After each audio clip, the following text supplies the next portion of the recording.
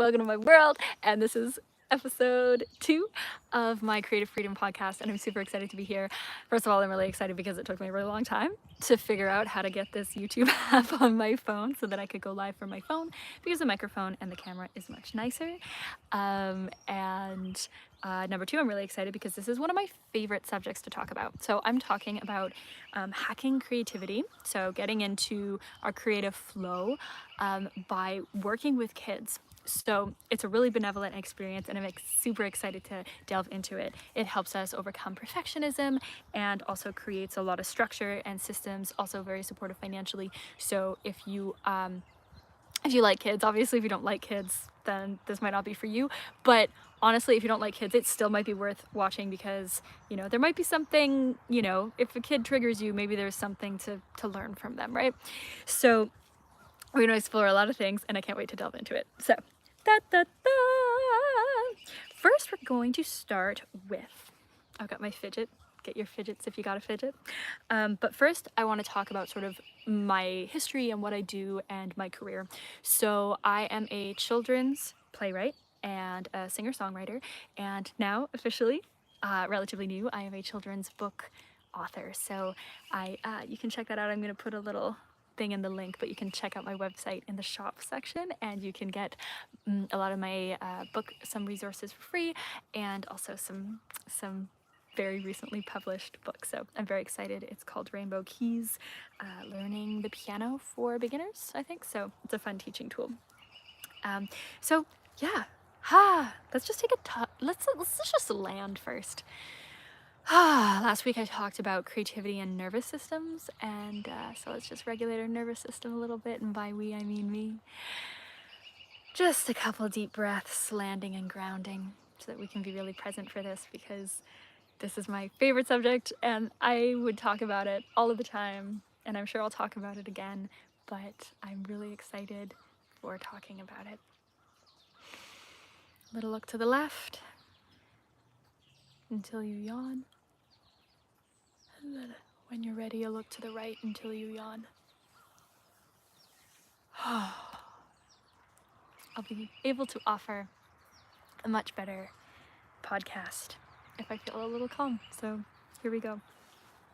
So I'm a children's playwright, a children's book author, singer-songwriter, and performer. And I've been teaching since a very young age. I come from a pretty long line of teachers, so it's often been quite innate for me. My mother is a piano teacher, my grand-mère is a dance teacher, and I was homeschooled starting, I think, when I was about 12 years old, just due to quite a few things, but the primary one being bullying in school. And so I was able to be aware of the conversation of my education at a relatively young age. I was able to call some shots and have some autonomy and some sovereignty in my education. So just being part of the conversation of my education was huge in the relationship to my career as an adult. So that was really helpful, and being able to kind of be surrounded by teachers within my family as well was very great for that.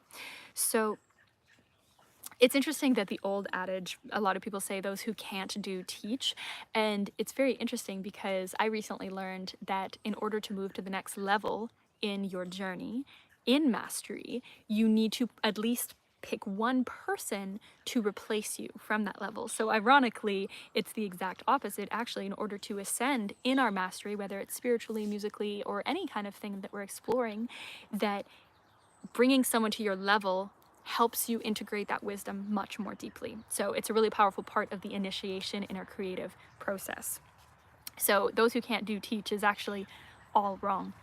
However, because that is such an adage, it was always very important to me as a teacher of many things to live what I teach, because I don't want to be a hypocrite, and I want to be an example. I want to set an example for my students. So that is one great hack of being a teacher and a creative person, is if you want to be in integrity, then, because you don't want to be mirrored with the fact that you're a hypocrite with your students, that is just one great hack to your creativity right there, is working with kids and teaching, and then wanting to set an example and be an inspiration.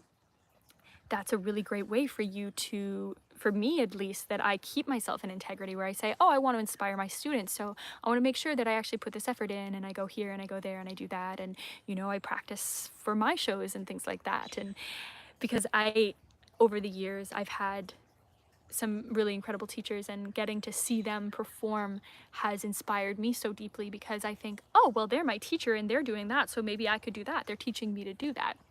Granted, not all people who are good at playing the piano are good at, teaching the piano, and not everybody who's good at teaching the piano is good at performing the piano. But regardless, there is something really amazing about the distillation or the simplification of something that you have to do for a student that makes it integrate so deeply into your body. So that's really amazing. The integration, ascending to the next level, that's a really powerful tool in teaching and creativity. Number two, I'm not even really counting, but another really powerful thing in a lesson that I'm learning as a creative person is I have, as many do, struggled with perfectionism. And perfectionism is definitely, a big block when it comes to creativity, because first of all, it doesn't exist, and second of all, it often prevents us from even starting. So perfectionism is something that I wouldn't say I've been completely cured from, but realizing as I'm working with students is I have such compassion for my students that, again, in order not to be a hypocrite, I have to start exercising that compassion for myself. So say one really great exploration of overcoming perfectionism through working with students is, I want to start making more music videos, and one year with my students I did kind of a film semester, an art film semester, and it was so much fun, but I also needed to create offerings for them that was accessible to them, so it couldn't be like wildly complicated, and the budget had to be reasonable, right? So I had these limitations of working with them. And so we did some stop motion, we did some little claymation, like we did a bunch of different things that was super fun. But in doing that, after we did that, I thought to myself, wait, we made a stop motion thing. Why don't I do a stop motion music video for Constellation Garden? And I love the way that it turned out. And so just in the teaching of my students that tool, I was able to integrate that into my own practice. So often I will actually often I will know the thing and teach the student, but sometimes I will see something that my student needs to learn and go learn it so that I can teach it to them, which is really cool, because usually what my students want to learn is something that I am wanting to learn. Just today, so I'm running my theater camps right now, I'm doing Claire and then Wolfville, but just today I had a student say he really wanted to get into t-shirt making, and I was like, oh my god, I've been wanting to do silk screen printing for a while now. So that thought was like, oh, maybe I should like learn this because I can teach this person. I am a Leo, I'm highly motivated by people and connection to people, so having that motivation of my students and being able to kind of like serve them and serve my students helps me get the things that I want, and serve myself. So it's benevolent, it's balanced. Another thing that I got really into that I feel like was I got in through a back door, because we have stories about being selfish too. We're like, oh, is it selfish to pursue whatever? It's like, no, it's not selfish to start a new hobby, but sometimes those thoughts get into our head. But I've been doing theater camps for a long time, and I've had some shy students, and I've known that puppets would be a great way for them to feel like they can express themselves without being kind of too on the spot, right? And I know that would be a great tool. I took a couple, shadow puppet workshops over the years, but no really big like puppet workshops. And so with these students, I saw that and was like, you know what? I think I'm gonna really lean into this year and really offer that to them, just so that they can share their voices with that kind of a little bit of separation, so they're not too on the spot. So I delved into the puppet making, and I love puppet making. Like, I love it. I really love it. But having a little bit of a back door of having it be a service for my students, two reasons. Number one, Expense-wise, because I charge for my theater camps and because I charge for my teaching, when I started integrating the puppets, that in my mind was a business expense. Even though it was definitely pleasure, I was able to kind of be like, oh, that's a business expense, so that goes into the business. It's not just frivolous. It's a smart business move to create a richer offering for the business that I'm already running, which is my theater camps and my art class and my my music and all that stuff, my all these things. So having that back door of saying it would increase the value of my offering for my students, make a richer experience for them, help them come out of their shell and help them with that expression, then I had too many reasons that I couldn't not do it. So then I finally did it, and of course I wanted to do it. I wanted to do it. So great hack if you're a parent and maybe you're struggling, or a teacher, but it's a great hack for parents, because often parents can say oh, I don't have time to make art. But it's if you have a kid and you want your kid to have a freedom of expression, just hack it and just be oh, I want my kid to learn drawing so that their dexterity improves. Hack it. You learn drawing because you're teaching them. Sometimes it's easier to be motivated by people outside of ourselves, and that's okay. We're tribal, it's fine, no judgment if that's what you need. So, teaching, great hack. And then another thing about the whole teaching aspect is it does help with the financial aspect of it, because as you're in the learning stage, you can still be a relative beginner. I'm a pretty beginner puppeteer, but the things that I'm teaching my students with the puppeteering is really, really great, and I'm getting paid to do that research. So that just helps with that as well, because I'm oh, I'm paid to research this for my theater camps, so I'm going to research it in depth because that's my job. So finding a way to hack that system as well financially, and we can explore more deeply on hacking financial systems with creativity, and all that jazz as well. And yeah, another great thing about working with kids is it does kind of trigger the simplicity of it, because if you have to teach it in a 2-week theater camp, or if you have to teach it in the span of a 2-hour class or a 1-hour class, or you have to teach it to a young age range, it is also a really great door. Because say first you look at this massive puppet and you're oh my god, how am I gonna make such a huge puppet? It's gonna be hard.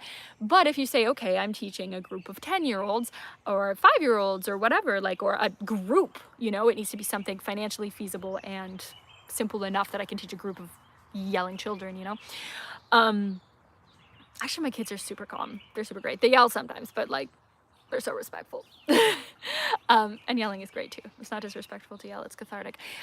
Anyway, so when I'm in the process of that limitation of being it needs to be simple, it needs to be easy to explain, all these things, the research I do is centered around that. So with the puppets, for instance, I was able to discover very simple puppet mechanisms and ways to make a solid puppet really well, without too many bells and whistles. And then once I understand the basic mechanics of a puppet, can go deeper with it on my own, because I have that foundation and that door has already opened for me. So I feel way more able and capable of delving deeper into that exploration.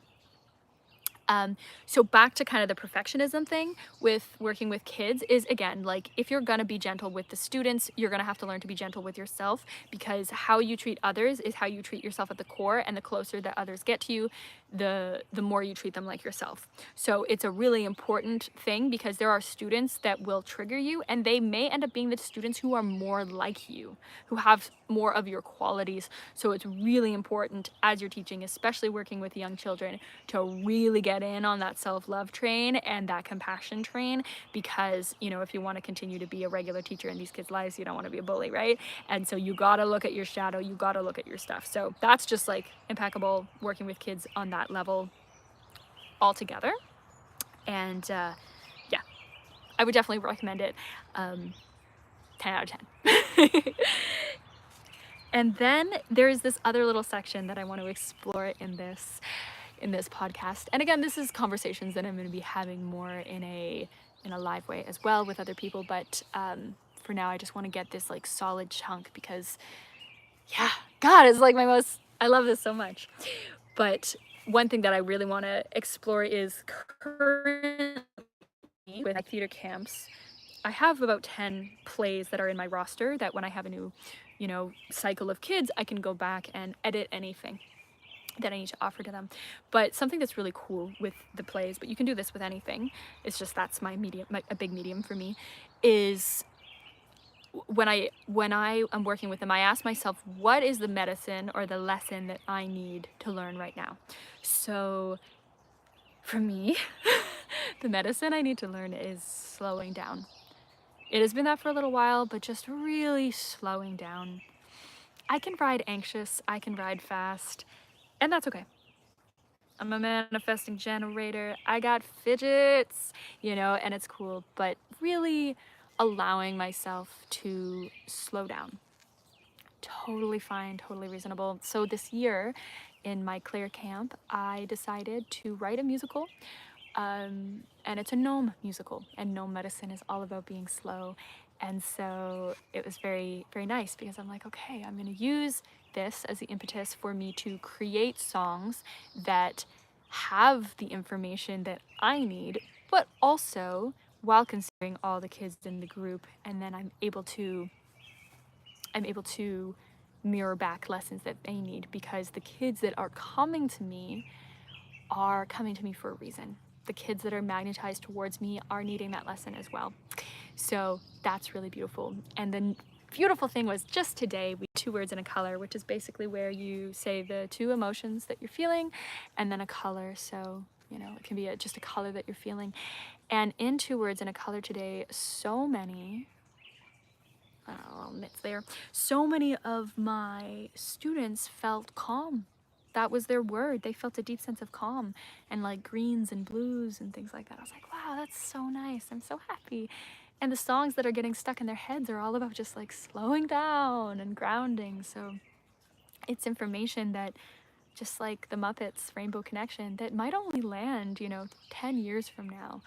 But I'm super happy to be holding space for that exploration with them, and then having them sing those words to me all the time so I get that medicine from them as well. So that's a real nice situation. And I'm just so grateful because also when I get to see the kids, I also get to see what kind of characters come through and what kind of they need in the exploration. Maybe they need to share their voices, maybe they need maybe they need that confidence, maybe they need that slowing down, whatever it is. I try to like really offer something that witnesses them, uplifts them, and nourishes them. Now that I'm on kind of the nourishment train, I want to discuss sort of another portion of hacking creativity. So hacking creativity through our nourishments. It is challenging to be creative when our nourishments are not being met. It's hard to be creative when we don't feel safe. It's hard to be creative when we are in fight or flight. So, a great thing to consider when you want to bring more creativity in your life is these 4 nouns and these 4 containers. And these 4 containers, when you look at them, will help you decide, okay, what do I need to enable my creative freedom so that I feel safe in creative freedom, okay? So that my nervous system is relaxed, so that I feel safe to create. If I don't feel safe, it's hard to create, or the creations I will make will be very chaotic. But if I don't feel safe, I won't be able to make art because I'm running away from a lion, right? It's not like we're gonna be painting we're not gonna be painting when a lion is chasing us, right? So we need to get out of fight or flight first. So there are many things that you can do to nourish your nervous system. And that's what this entire podcast is about, is what are the nourishments that we can call in to make us feel safe creating. Okay, and I'm going to invite a lot of people on here to talk about their nourishments, and I'm going to invite a lot of people on here to talk about their hacks. So I'm really excited for this. So these are my 4 sort of containers that I like to explore when I'm exploring with creativity. I have my nourishments like that are kind of subsections of these 4 containers, but these 4 containers are really great. So We have people, places, projects, and devices. Okay, so when I'm creating, I am creating with people or alone. I'm still people, but people or beings. Places, so that would be my environment. So here I am in nature. Am I inside? Where am I in the world? Projects, what am I creating? What's the container for my project? And devices. Am I working on my phone? I'm creating this on my phone. Am I creating something on my laptop? So those 4 containers are really important to look at when you're in your creative flow. So first let's look at people, okay? And how we have nourishing people in our creative flow. So I have a creative buddy that I work with, and the qualities of her that are nourishing for our creative flow are she's very kind. So it's easy for me to be creative with kind people. I can't create with condescending people. It's very challenging. A quality that's very helpful for her is she's very organized. So usually often our creative flow will be a lot more organized. We often work on kind of the budgeting or the financial things. We explore that a lot, so it's really nice. We also paint together, but often it's a very structured flow with her. So that's a lovely experience. That's the container of that person. Now maybe if I want to do a slightly different kind of creative exploration, I might explore with a friend who's maybe less structured but very free flow. So I have a friend who's, you know, a Pisces, and the fans and the dancing and the painting and structure maybe isn't like their top skill, but you know, if I want to be in the transference of just like creative flow and freedom, I'm like, yeah, that's a pal, you know, that I'm going to explore with that. You know, also kids, that's a person container, right? Oh, working with these kids, that's a container. Teacher, student, mentor, whatever. So asking yourself, what are the nourishments to the container of working with this person? Okay, I'm calling this in, I'm gonna call in this person. I want this kind of experience, I'm gonna call in this person. So people, super great. And you can be people too, but just seeing, okay, what are the people in my environment and how are they serving this creative freedom? If someone's being rude and being condescending and your creativity shuts down, they're not serving your creative freedom. So you can express that boundary, or you can create on your own. That's fine. So it's good to keep that in mind when you're calling in teachers and whatever. So what you need in a person to help nourish your creative freedom. So then we have people, places. So that would be your environment. Where do you feel inspired to create? So an environment, if I lived in a moldy basement for a while, I was creative there because it was survival, but it wasn't the most nourishing for my creativity. It wasn't great for me. I still was very creative. I made some beautiful things as an alchemy because it was planted deep in the ground. And, you know, often people will go on, you know, challenging things like winter dipping or put themselves through a form of, you know, self-inflicted suffering to create. And that's fine. That's an environment if that supports. But I do want to be wary of that. Because there are some people that are like, oh, I got into a healthy relationship and I don't know what to write about anymore because all my songs were toxic breakup songs, right? So have more than just one environment that nourishes your creative freedom. It's okay to alchemize pain, absolutely, but check in on your environment to be like, oh, do I feel creative freedom when I'm also in a pleasant space? So right now I'm feeling quite good, and I'm wanting to share that overflow with you, and my environment feels really good and holistic, so I'm going to share that. But both are valid, so all are valid. So just ask yourself, what environments do I feel that I'm not in fight or flight enough so that I can actually be creative? And number 3 would be projects. So projects are really great, especially if you are a multi-potentialite, manifesting generator, many ideas kind of person, many tabs creator. Projects are really helpful because projects create a container where, say you are just overflowing with ideas, you have thousands of ideas, and you're like, I don't want to waste these ideas. If you have vessels to capture the water of the flow of your ideas, then that water doesn't go to waste, right? It's actually being used for something really powerful. So for instance, my children's musicals, my different albums, shows, different containers, books, I have all this information in here, and if I can organize it into proper projects, there'll be a lot less waste. And that will also give the potential for a lot more income, right?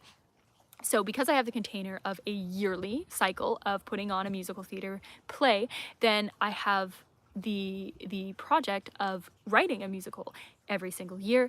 And so that's a great container, great project. That project allows me to write about 12 songs every year. I do more than that, but that specifically for that purpose. And then that container now is transferring into some of my children's books and all that jazz. So that project is a very, very helpful one. And that project is something that I'm doing, I'm showing up to, I'm accountable to other people for. So it's very, very, very holistic for me. And then, so projects, super key, super helpful.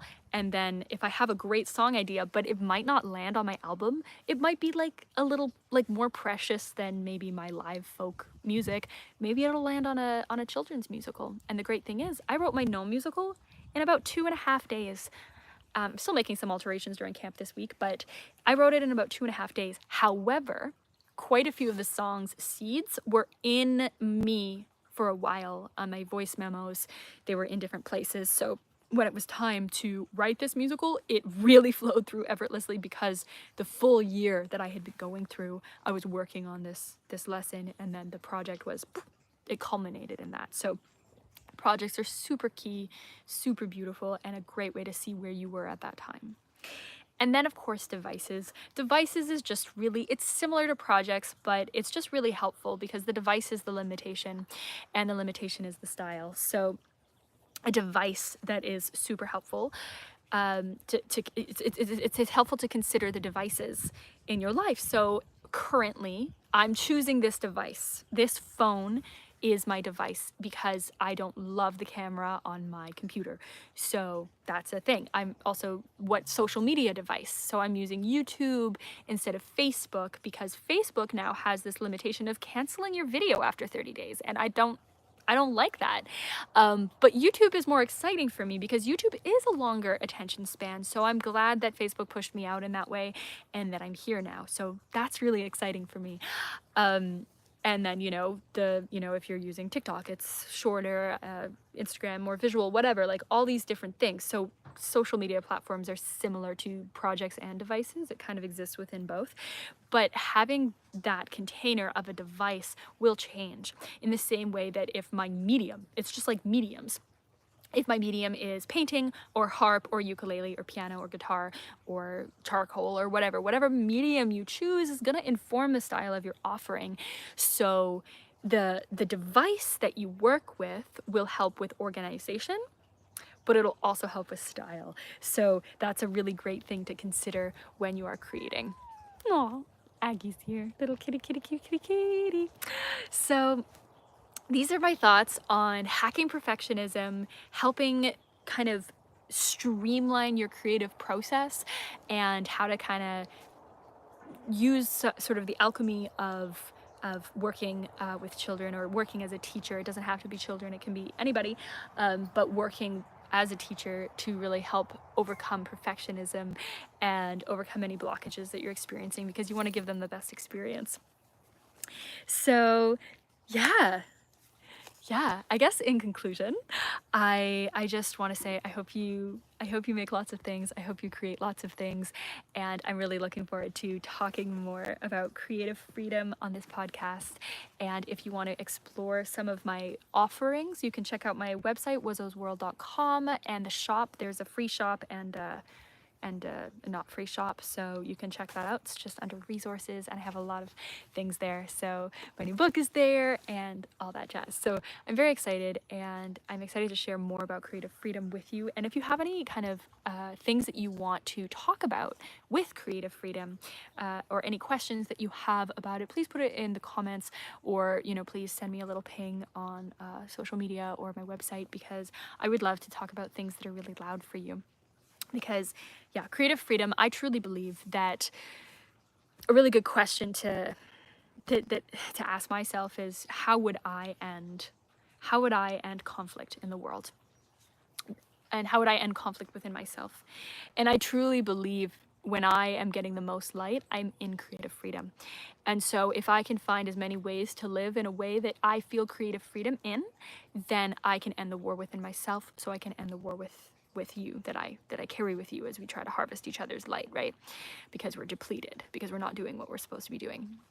So when we tap into that thing that we feel really good doing, we're not going to be as likely to just fight with each other. So it's really my mission to uplift people in their creative freedom and their creative expression, because the world needs it. It's super important. Your voice is important, and it's more important now than ever to share our voices and to share our gifts, because we are born with those gifts for a reason. So thank you so much for being here, and I can't wait to hear what art you make. And yeah, I'll see you next time.